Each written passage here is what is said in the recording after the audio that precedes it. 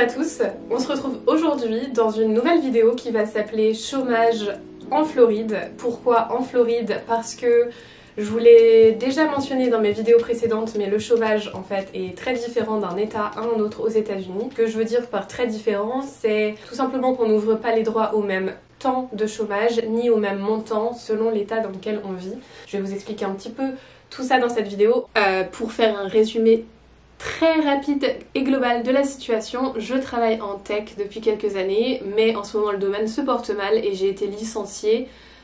J'ai fait partie de licenciements de masse 2 fois l'année dernière, une fois au mois de février, une fois au mois de septembre, ce qui explique que là je demande le chômage pour la première fois, tout simplement parce que le domaine de la tech est un petit peu saturé. Là en ce moment je recherche du travail à côté bien sûr, mais j'en ai pas encore trouvé, j'ai même pas encore eu d'entretien pour tout vous dire, mais je vous ferai un petit point bientôt sur tout ça bien sûr quand même. Au-delà du chômage, j'ai l'impression que le côté impôt sur le revenu ça vous intéresse. Vous êtes nombreux en fait à m'avoir dit mais il n'y a pas de... vous n'êtes pas imposé sur le revenu en Floride de toute façon. Et du coup j'ai envie d'aborder ça en première partie de cette vidéo pour que vous compreniez que si on paye bel et bien des impôts sur le revenu en Floride, et je vais vous expliquer les pourcentages avec bulletin de salaire à l'appui pour vous montrer un petit peu à quoi ça ressemble. Comme ça vous saurez une bonne fois pour toutes comment ça fonctionne, etc. Et je vous dirai la partie qui permet à financer le chômage, d'où elle vient, ce genre de choses. Ensuite, je vais vous expliquer du coup comment on compose le dossier chômage, quelles sont les règles à suivre une fois qu'on demande le chômage en Floride, parce que oui, il y a un petit lot de choses qu'il faut faire pour continuer de le percevoir. Et oui, bien sûr, comme je vous l'ai dit, le montant, combien de temps, etc. Toutes ces questions, c'est intéressant en fait, ça va vous permettre de pouvoir comparer un petit peu avec la France aussi potentiellement. Voilà. Avant de passer au vif du sujet, je voulais vous dire que si la vie aux États-Unis, à Miami plus spécifiquement, les finances ici, tout ça, ça vous intéresse, je vous invite vraiment à cliquer sur le bouton rouge, s'abonner juste là, pour ne pas rater les prochaines vidéos, tout simplement. Que vous dire d'autre? Mais il est peut-être temps de passer à la vidéo chômage en elle-même. Et on va peut-être commencer par le bulletin de salaire même, tout simplement. Je pense que ça pourrait être pas mal. Point numéro 1 qui ne concerne donc pas directement le chômage, mais si quand même. Je voulais vous montrer un petit peu comment marche l'imposition sur les revenus en Floride. Ce qui va mener vers la compréhension de comment cet argent du chômage est obtenu par l'État, si on veut. J'ai donc cliqué sur un de mes bulletins de salaire qui vient du mois de septembre. J'ai cliqué au hasard dans mon petit dossier pour tout vous dire. Et ça va me permettre de vous montrer un petit peu ce qui part, dans quoi, tout ça, comment. Je vais attraper mon ordinateur d'ailleurs pour que ce soit plus facile pour vous donner les montants. Mais c'est donc un bulletin de salaire, comme je vous disais, du mois de septembre 2023 du coup, mais peu importe en fait de ce côté-là.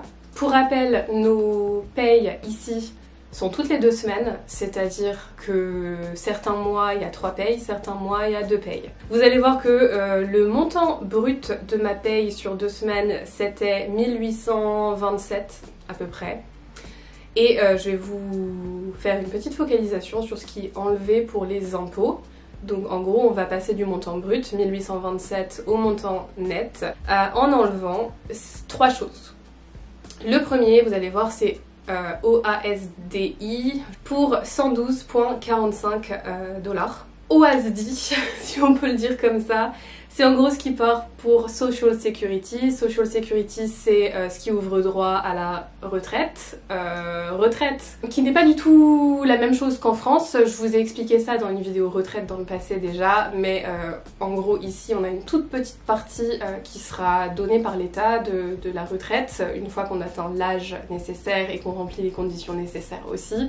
C'est pas du tout comme en France, ça permet pas du tout de récupérer un pourcentage suffisant de son salaire une fois qu'on atteint cet âge de la retraite. Il faut vraiment s'occuper de sa retraite soi-même ici.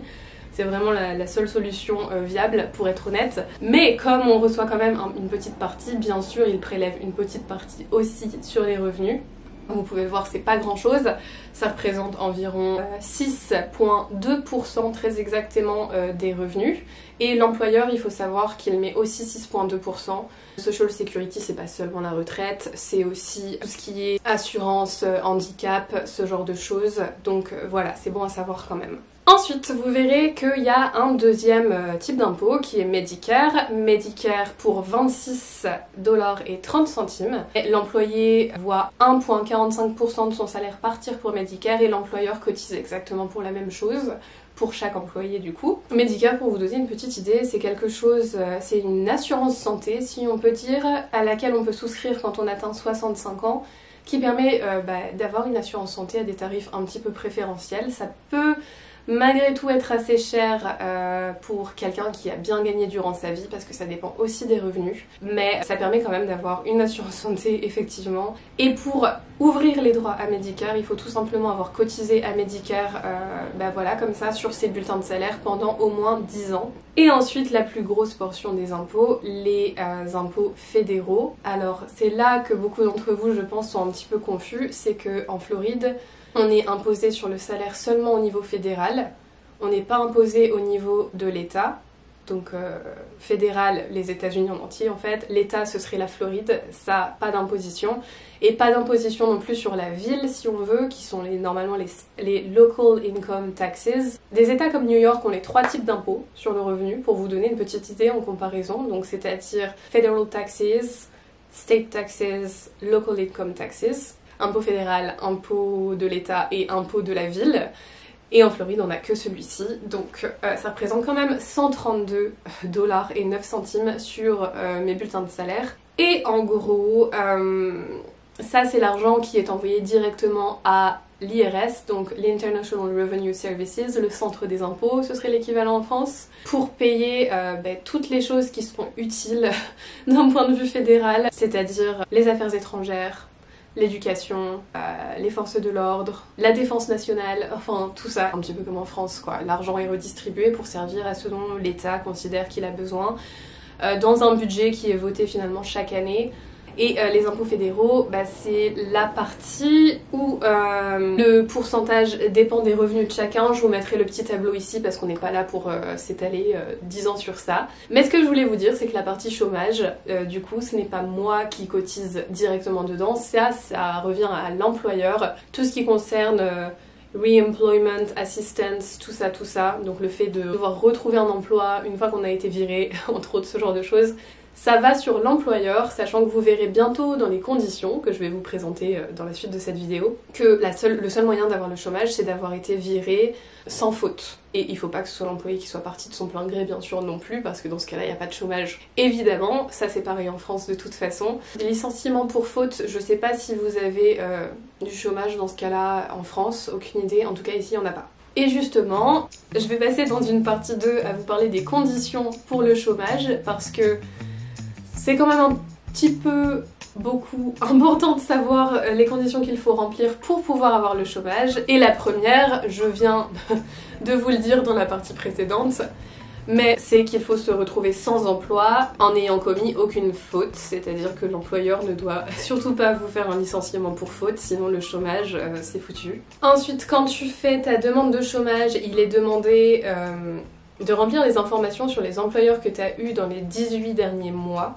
Ça peut être différents employeurs, pas obligatoirement un seul. Dans mon cas par exemple, là j'ai travaillé pour 2 compagnies différentes dans les 18 derniers mois. Et la règle pour pouvoir avoir le chômage du coup, c'est d'avoir eu un salaire dans au moins les 4 trimestres civils sur les 5 qui sont demandés pour faire le calcul du chômage. Une dernière condition, non des moindres, c'est d'être disponible pour travailler et disponible pour accepter un emploi à plein temps si l'occasion bien sûr arrive pendant le temps où on nécessite le chômage. Passons maintenant au dossier chômage qui est assez long à compléter mais se complète 100% en ligne. J'imagine que c'est comme ça en France pour vous maintenant aussi.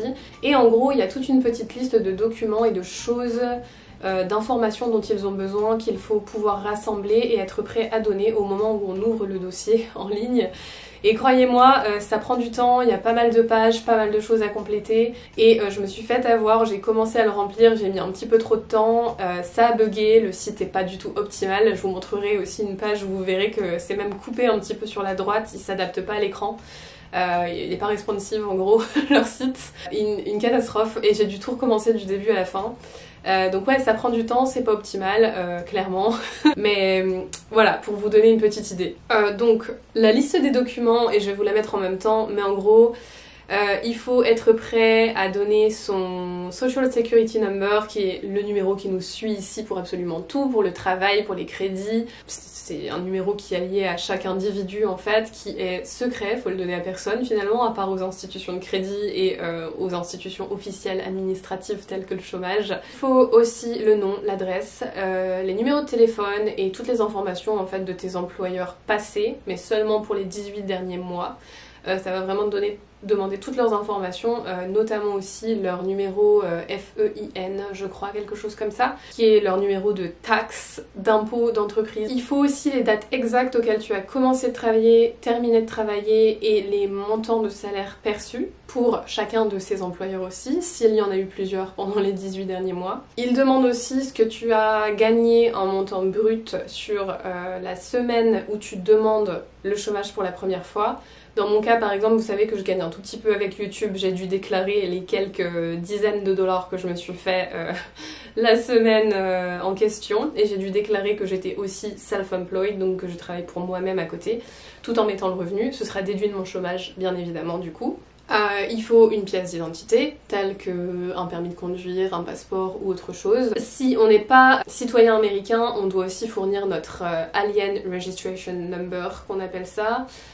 En gros, c'est le numéro qui apparaît sur la carte verte, pour vous résumer la chose. Ainsi que le permis de travail, si c'est applicable. Quand tu as une carte verte, tu n'as pas de permis de travail, bien sûr. Et il faut toutes les informations bancaires pour pouvoir recevoir le chômage si c'est approuvé et qu'on se retrouve à être éligible. Numéro de compte et numéro de IBAN, je crois, vous appelez ça, vous. Bon, la partie que je pense vous attendiez tous, c'est qu'est-ce qu'on obtient avec le chômage en Floride, si tant est qu'on est éligible. Dans mon cas, j'ai été éligible, donc je vais pouvoir même vous montrer une petite capture d'écran de comment on découvre qu'on est éligible.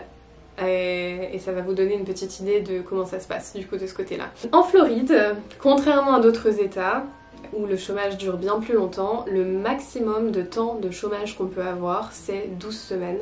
12 semaines, pas besoin de faire le calcul, c'est 3 mois. Donc c'est très loin, je crois, du temps pendant lequel le chômage est accordé en France. Ça permet vraiment de... pas grand chose, mais le but c'est vraiment de retrouver un travail rapidement, pas que l'employé compte sur ça du tout. Et d'autant plus que le montant du chômage est ridicule. Je me permets de vous dire ridicule parce qu'en fait c'est entre 35 $ et 275 $ par semaine maximum en Floride. C'est plus dans d'autres états, tout comme c'est plus longtemps dans d'autres états, et quand je vous dis plus longtemps, c'est que dans d'autres états, ça peut être potentiellement le double, voire le triple de temps, et d'argent aussi. Mais dans mon cas, mes revenus étaient quand même assez gros. Enfin, en tout cas, ça a suffi pour ouvrir les droits maximum, qui sont donc à 275 $ par semaine. Faites le calcul, ça représente 1100 $ et quelques par mois. Et c'est pas le montant imposé, c'est le montant brut. Donc moi j'ai demandé à ce que les taxes, à ce que les impôts soient retirés directement de ce montant-là. Donc je vais avoir moins, bien évidemment. Mais voilà, en gros ça vous donne une petite idée du montant et du temps. Et pour calculer ce montant de chômage, en fait, ce qu'ils font, c'est qu'ils prennent le trimestre civil où tu as gagné le plus dans le temps enfin, dans toutes les informations qu'ils ont demandées dans la partie où je vous ai tout expliqué, conditions, et ils le divisent par 26. Donc si tu tombes à 35, bah, tu seras payé, en faisant ça, tu seras payé 35 le minimum. Mais vu les salaires en Floride quand même, fortes sont les chances que vous serez au-dessus quand même de ce montant-là. Donc la plupart du temps, les gens vont être payés le montant maximum qui est 275 par semaine.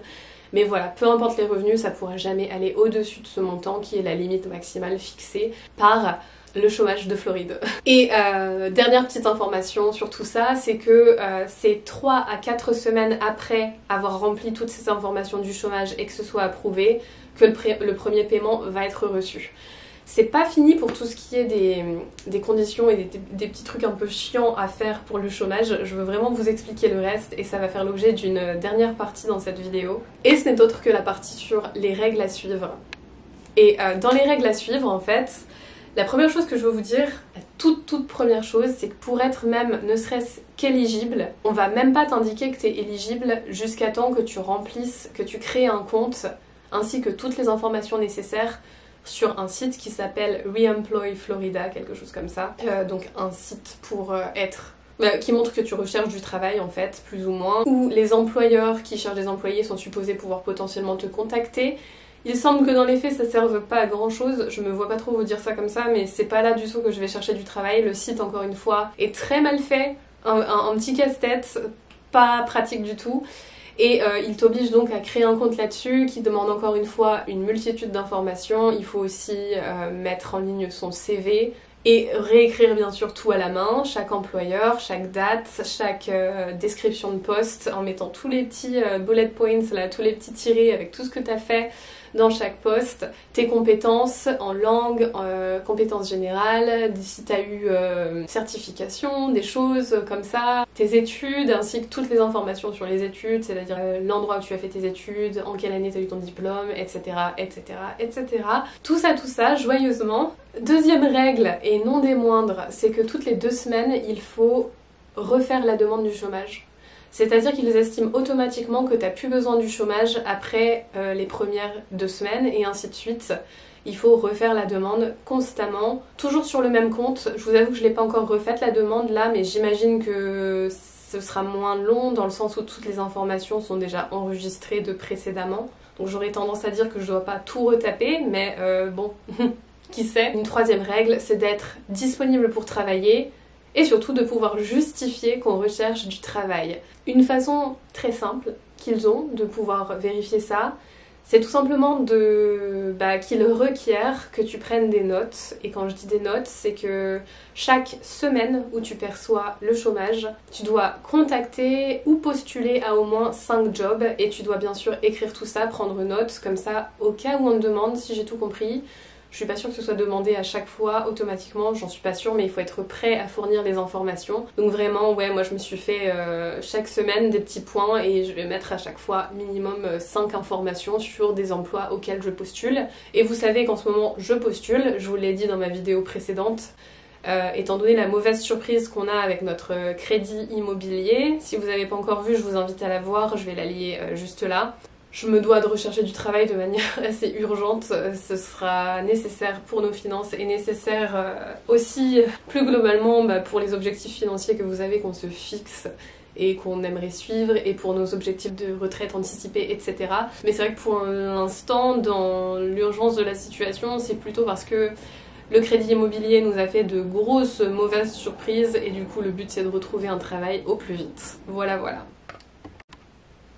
Si vous ne voulez pas rater les prochaines vidéos, je vous invite à cliquer dès à présent sur le bouton rouge s'abonner, juste là. Je vous souhaite à tous une excellente journée. Bye bye à tous.